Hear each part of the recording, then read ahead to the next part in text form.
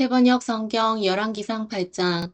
솔로몬은 주님의 언약궤를 시온 곧 다윗성에서 성전으로 옮기려고 이스라엘 장로들과 이스라엘 자손의 각 가문의 대표인 온 지파의 지도자들을 예루살렘에 있는 자기 앞으로 불러모았다.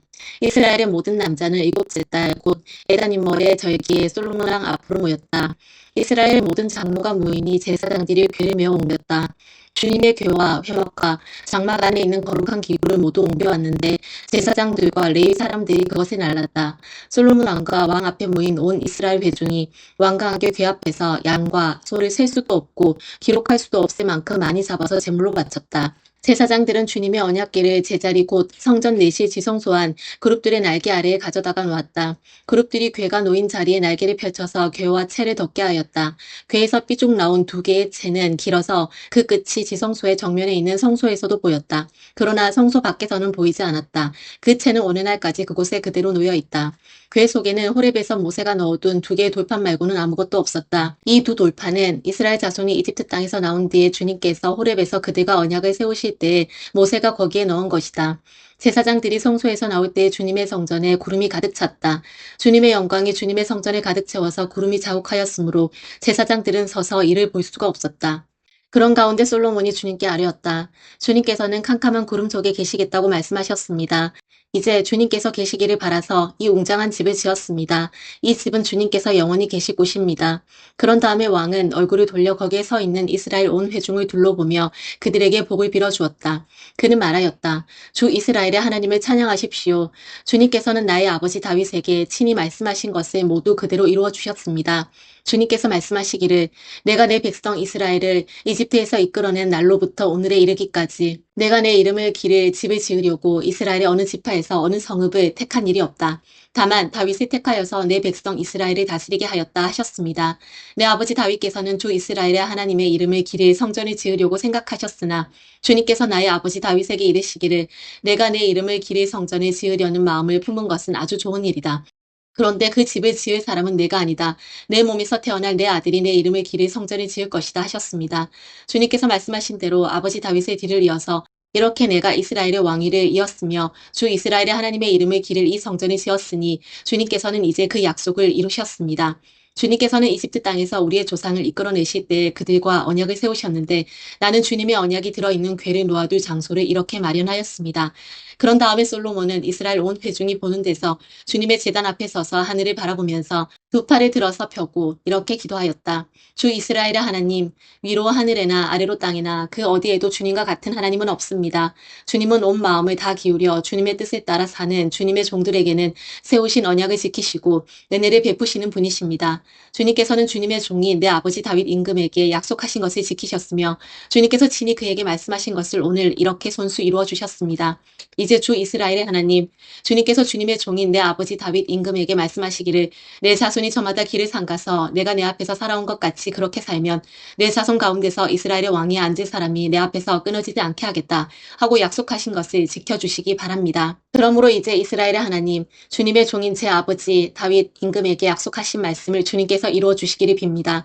그러나 하나님께서 땅 위에 계시기를 우리가 어찌 바라겠습니까? 저 하늘 위의 하늘이라도 주님을 모시기에 부족할 터인데 제가 지은 이 성전이야 더 말하여 무엇하겠습니까? 그러나 주 나의 하나님, 주님의 종이 드리는 기도와 간구를 돌아보시며 오늘 주님의 종이 주님 앞에서 부르짖으면서 드리는 이 기도를 들어주십시오. 주님께서 밤낮으로 눈을 뜨시고 이 성전을 살펴주십시오. 이곳은 주님께서 내 이름이 거기에 있을 것이다 하고 말씀하신 곳입니다. 주님의 종이 이곳을 바라보면서 기도할 때 이 종이 기도를 들어주십시오. 그리고 주님의 종인 나와 주님의 백성 이스라엘이 이곳을 바라보며 기도할 때 그 기도를 들어주십시오. 주님께서 계시는 곳 하늘에서 들으시고 들으시는 대로 용서해 주십시오. 사람이 이웃에게 죄를 짓고 맹세를 하게 되어 그가 이 성전 안에 있는 주님의 제단 앞에 나와서 맹세를 하거든 주님께서는 하늘에서 들으시고 주님의 종들을 심판하시되 악행을 저지른 사람은 죄가 있다고 판결하셔서 벌을 주시고 옳은 일을 한 사람은 죄가 없다고 판결하셔서 옳음을 밝혀주십시오. 주님의 백성 이스라엘이 주님께 죄를 지어 적에게 패배하였다가도 그들이 뉘우치고 주님께로 돌아와서 주님의 이름을 인정하고 이 성전에서 주님께 빌며 간구하거든 주님께서는 하늘에서 들으시고 주님의 백성 이스라엘의 죄를 용서해 주십시오. 그리고 그들의 조상에게 주신 땅으로 그들을 다시 돌아오게 해 주십시오. 또 그들이 주님께 죄를 지어서 그 벌로 주님께서 하늘을 닫고 비를 내려주시지 않을 때에라도 그들이 이곳을 바라보며 기도하고 주님의 이름을 인정하고 그 죄에서 돌이키거든 주님께서 하늘에서 들으시고 주님의 종들과 주님의 백성 이스라엘의 죄를 용서해 주시고 그들이 살아갈 올바른 길을 그들에게 가르쳐 주시며 주님의 백성에게 유산으로 주신 주님의 땅에 비를 다시 내려주십시오. 이 땅에서 기근이 들거나 역병이 돌거나 곡식이 시들거나 깐부기가 나거나 메뚜기 때나 누리떼가 곡식을 갉아먹거나 적들이 이 땅으로 쳐들어와서 성읍들 가운데 어느 하나를 에워싸거나 온갖 재앙이 내리거나 온갖 전염병이 번질 때에 주님의 백성 이스라엘 가운데 어느 한 사람이나 혹은 주님의 백성 전체가 재앙이 닥쳤다는 것을 마음에 깨닫고 이 성전을 바라보며 두 팔을 펴고 간절히 기도하거든 주님께서는 주님께서 계시는 곳 하늘에서 들으시고 판단하셔서 그들을 용서해 주십시오. 주님께서는 각 사람의 마음을 아시니 주님께서 각 사람에게 그 행위대로 갚아주십시오. 주님만이 모든 사람의 마음을 아십니다. 그렇게 하시면 그들은 주님께서 우리의 조상에게 주신 이 땅 위에서 사는 동안 주님을 경외할 것입니다. 그리고 또 주님의 백성 이스라엘에 속하지 아니한 이방인이라도 주님의 크신 이름을 듣고 먼 곳에서 이리로 오면 그들이야말로 주님의 큰 명성을 듣고 또 주님께서 강한 손과 편팔로 하신 일을 전하여 듣고 이곳으로 와서 이 성전을 바라보면서 기도하거든 주님께서는 주님께서 계시는 곳 하늘에서 들으시고 그 이방인이 주님께 부르짖으며 간구하는 것을 그대로 다 들어주셔서 땅 위에 있는 모든 백성이 주님의 이름을 알게 하시고 주님의 백성 이스라엘처럼 주님을 경외하게 하시며 내가 지은 이 성전이 주님의 이름을 부르는 곳임을 알게 하여 주십시오. 주님의 백성이 적과 싸우려고 전선에 나갈 때 주님께서 그들을 어느 곳으로 보내시든지 그곳에서 주님께서 선택하신 이 도성과 내가 주님의 이름을 기리려고 지은 성전을 바라보며 그들이 주님께 기도하거든 주님께서는 하늘에서 그들의 기도와 간구를 들으시고 그들의 사정을 살펴보아 주십시오.